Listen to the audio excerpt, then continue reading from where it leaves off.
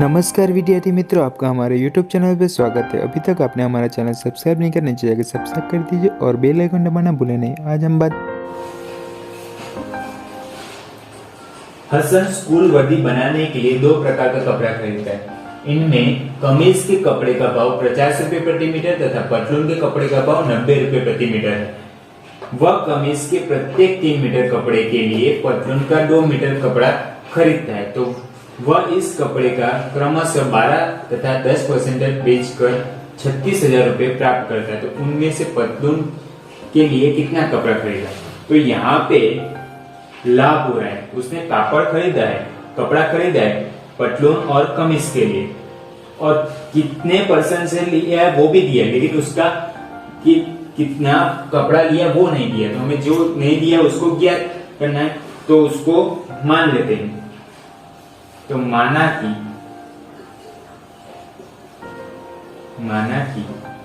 अब देखो यहाँ पे क्या दिया है, प्रत्येक 3 मीटर कपड़े को, क्या कमीज के 3 मीटर कपड़ा खरीदेगा तो पतलून का 2 मीटर, यानी कि कमीज का 6 मीटर खरीदा है इसने, तो ये हो जाएगा पतलून का 4 मीटर। वैसे ही कितना कपड़ा खरीदा वो नहीं बोला, लेकिन उसके अनुपात दिया है। तो माना कि कमीज के कपड़ा अनुपात पतलून का कपड़ा, तो कमीज का कितना है 3, अब कितना नहीं पता, यानी कि 3x ले लेते, और ये कितना दिया है 2 मीटर पर, यानी कि 2x, यानी कि कमीज का कपड़ा कितना 3x और पतलून का कपड़ा 2x खरीदता है। अब बात करें, सिर्फ पहले कमीज की बात करें, तो कमीज पे कितना रुपए प्रति मीटर है, 50 रुपए प्रति मीटर। तो यहाँ से हमें क्या मिल सकता है, क्रय मूल्य, यानी कि कितने में बनकर तैयार होता है। उसके बाद लाभ की बात करेंगे, तो कमीज का क्रय मूल्य यानी कि बन के तैयार हुआ, तो कितना मीटर कपड़ा गुणा प्रति मीटर का गुणा, तो कितना कुल मीटर है 3x है, और गुणा क्या करना है, तो कितने रुपए प्रति मीटर है वो कमीज का, तो 50 रुपए प्रति मीटर, यानी कि 3x गुणा 50, यानी कि 3x 5 ताली 15, तो 150x हो गया। अब बात करें तो इस पे कितना लाभ हो रहा है, यानी कि कितने में कमीज को बेचेगा वो, तो कमीज को बेचेगा यानी कि विक्रय मूल्य ज्ञात करना पड़ेगा।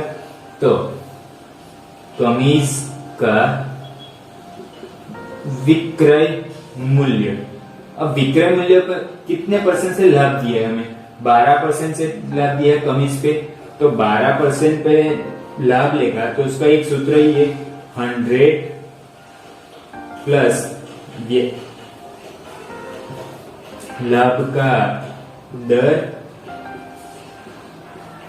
बट्टे में 100 गुणा इसको बनने में जो लगा, तो वो क्रय मूल्य।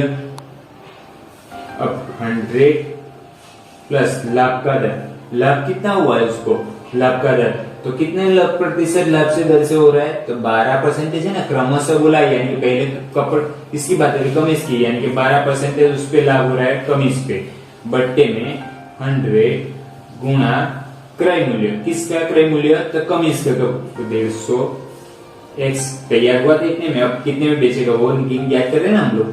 तो ये क्या हो जाएगा, प्लस होगा तो 112 बट्टे 100 गुणा 150x, 0 कट गया, सब कुछ काटने के बाद बचेगा 168x, तो वो कमीज कितने में बेचेगा, 168x रुपए में। अब बात करें, ये तो हो गए कमीज की बात। अब बात करें पतलून, तो पतलून भी कितने में तैयार हो रही है, कितने में बेच रहा है, तो हमें कुल पता चल जाएगा।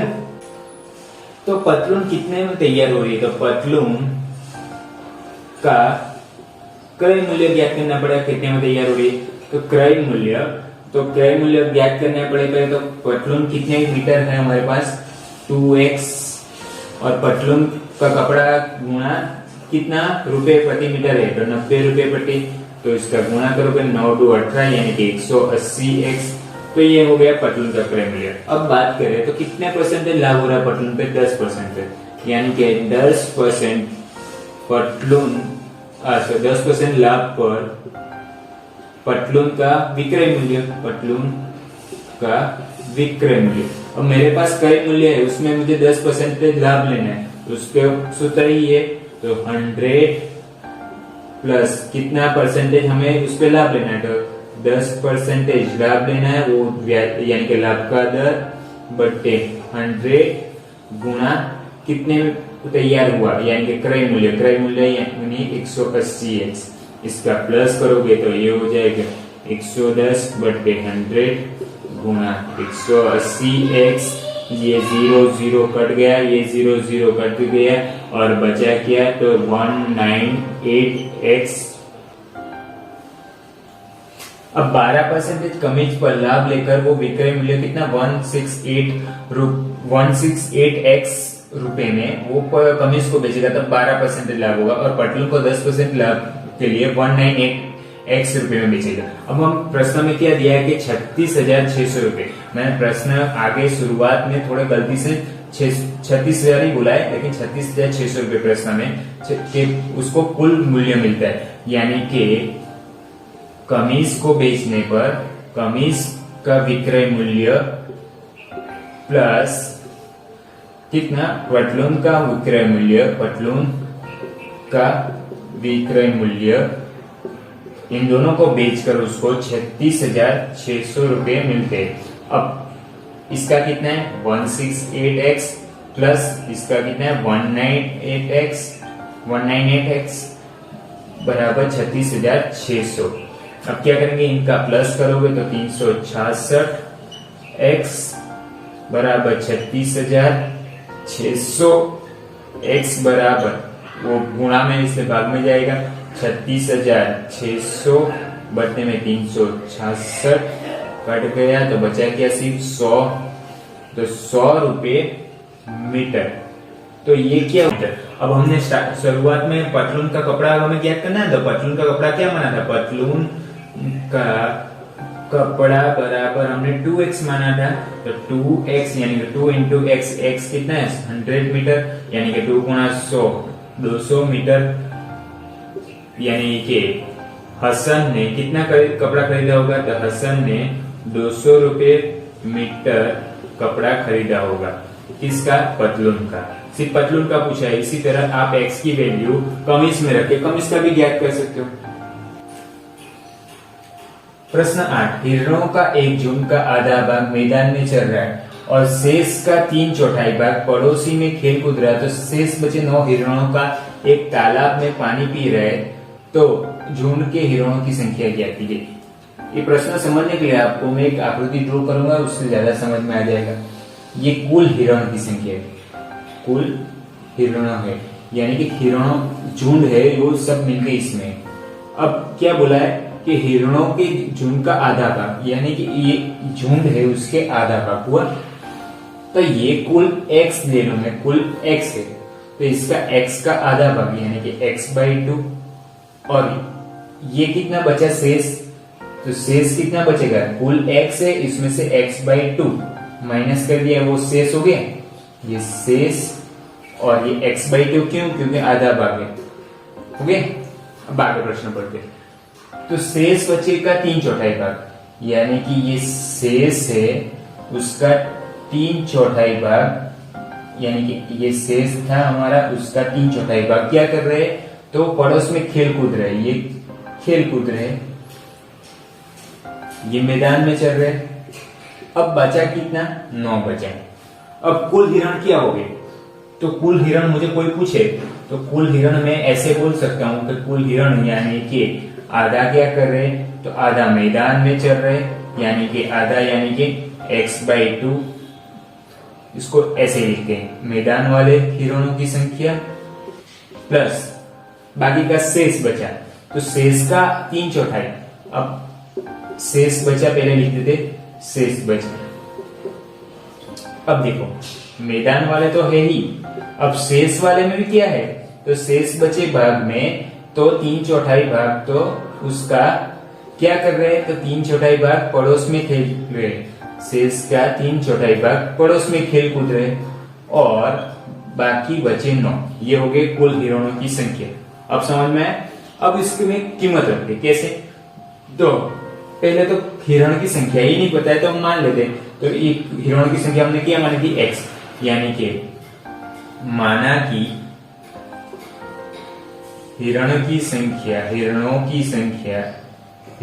संख्या बहुत सारे हैं x, यानी कि ये कुल हिरण बराबर हमारे पास x है। अब समझ में आया।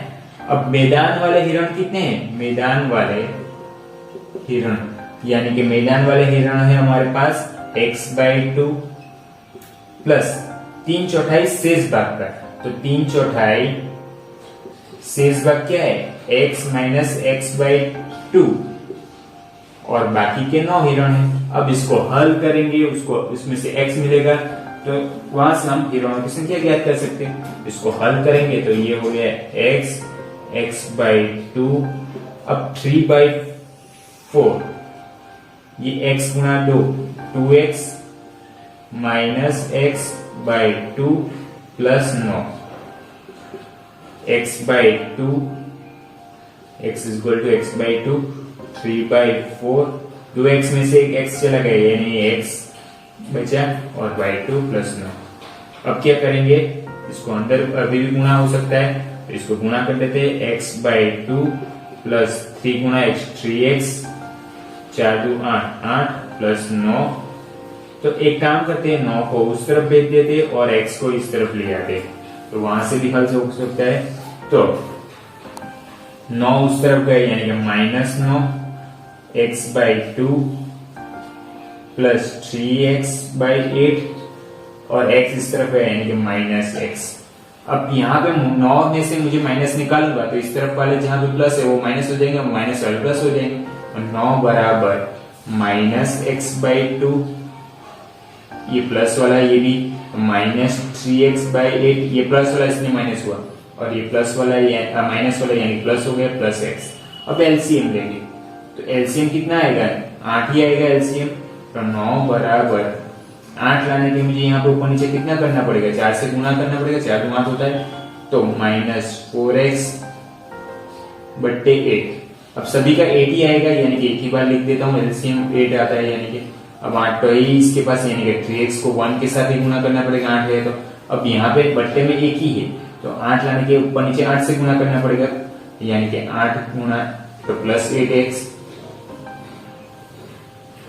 9 बराबर, अब देखो माइनस माइनस प्लस 9 तो 4 और 3 कितना हुआ 7x हुआ ना।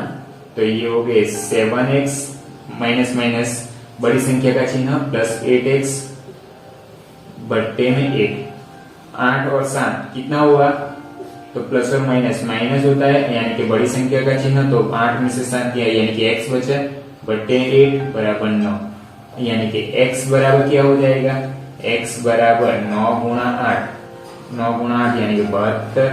अब x क्या था हमने माना, तो x हमने माना था हिरणों की संख्या यानी कि हिरणों की संख्या x बराबर 72। बहुत इजी है ना, आपको सिर्फ समझना है कैसे किया है, बाकी बहुत इजी है। उसी तरह 9वां 10वां देखते हैं।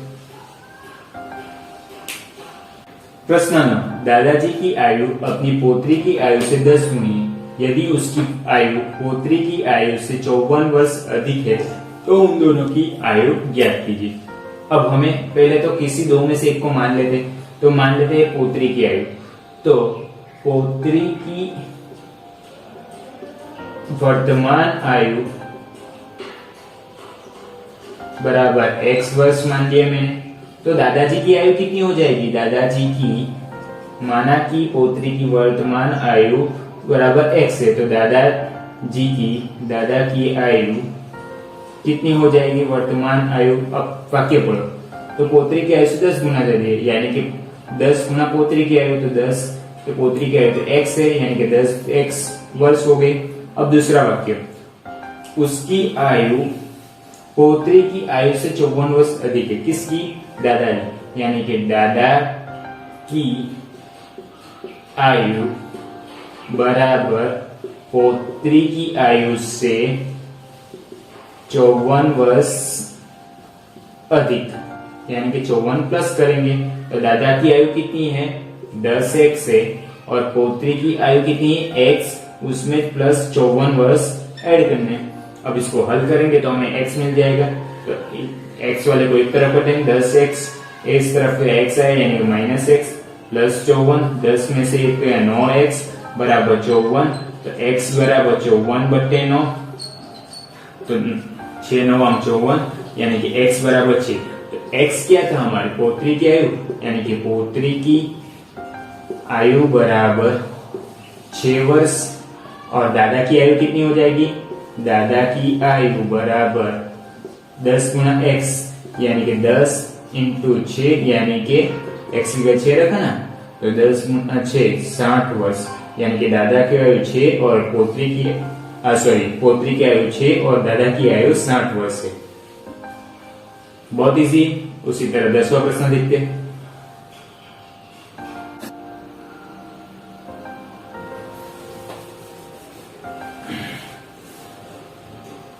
प्रश्न 10, अमन की आयु उसके पुत्र की आयु की 3 गुनी है। 10 वर्ष पहले उसकी आयु पुत्र की आयु की 5 गुनी थी, तो दोनों की वर्तमान आयु क्या थी। मेरे ख्याल से बहुत इजी प्रश्न है, आपको समझ में आ गया तो आप खुद भी कर सकते हैं। लेकिन हम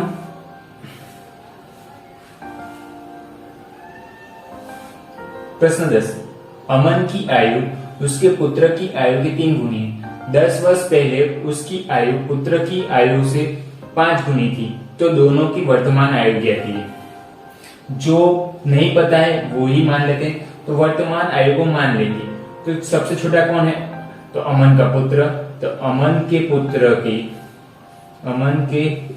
पुत्र की वर्तमान आयु मान लेते हैं, वर्तमान आयु बराबर x।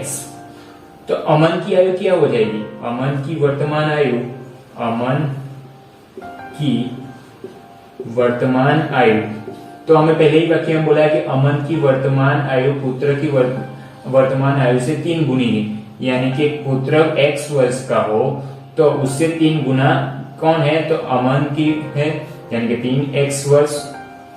अब बोला गया 10 वर्ष पहले, यानी कि अभी आपको ही आपकी आयु 10 वर्ष पहले, तो माइनस करोगे ना, तो इसमें भी 10 वर्ष पहले यानी कि 10 वर्ष साल छोटा हो गया, 10 वर्ष पहले। तो क्या बोला गया, 10 वर्ष पहले किसकी आयु, अमन की आयु उसके पुत्र से 5 गुनी थी, यानी कि अमन की आयु 10 वर्ष पहले, यह करना, अमन की आयु बराबर उसके पुत्र की आयु है उससे कितनी है, 5 गुनी थी, 5 गुनी थी। तो अभी 10 वर्ष पहले अमन की आयु कितनी हो जाएगी, तो 10 वर्ष अभी 3 वर्ष का है, तो 10 वर्ष पहले यानी कि 10 साल कम हो जाएगा, -10। उसी तरह पुत्र अभी कितने साल का है, 5 वर्ष का, लेकिन 10 वर्ष पहले की बात, x वर्ष का, तो 10 वर्ष पहले उसके हो जाएगा 10 वर्ष छोटा हो जाएगा, यानी कि x - 10। अब इसको हल करेंगे तो 3x - 10, अब 5 को अंदर गुणा करोगे तो 5x, पहले के साथ पहले और दूसरे के साथ 5 गुना 10 50। अब नंबर वाले को एक तरफ कर दे और x वाले को इस तरफ, तो 5x को 3x को उस तरफ भेजते हैं, तो 5x प्लस में है तो इस तरफ -3x, अब -10 तो है इसी तरफ, ये -50 उस तरफ जाएगा तो प्लस 50 हो जाएगा, तो 50 में से 10 गया 40, 5x में से 3 कितना हो गया, 3x चला गया, तो 5 में से 3x चला गया यानी कि 2x। अब x बराबर क्या हो जाएगा, 40/2, क्योंकि 2 को उस तरफ भेजते हैं ना, तो अब कितना हो गया, x बराबर 20 वर्ष। तो x क्या है, तो वर्तमान पुत्र की आयु है ना, अमन के पुत्र की आयु, तो अमन के पुत्र की वर्तमान आयु बराबर x वर्ष यानी कि 20 वर्ष, इसलिए अमन की वर्तमान आयु दोनों की ज्ञात करनी है ना, अमन की वर्तमान आयु क्या थी हमारी 3x, तो 3 इंटू x कितना है 20, 3 2 6 यानी कि 60 वर्ष होगी, यानी कि अमन वर्तमान आयु में कितना होगा, अमन की आयु वर्तमान 60 वर्ष और पुत्र की 20 वर्ष होगी।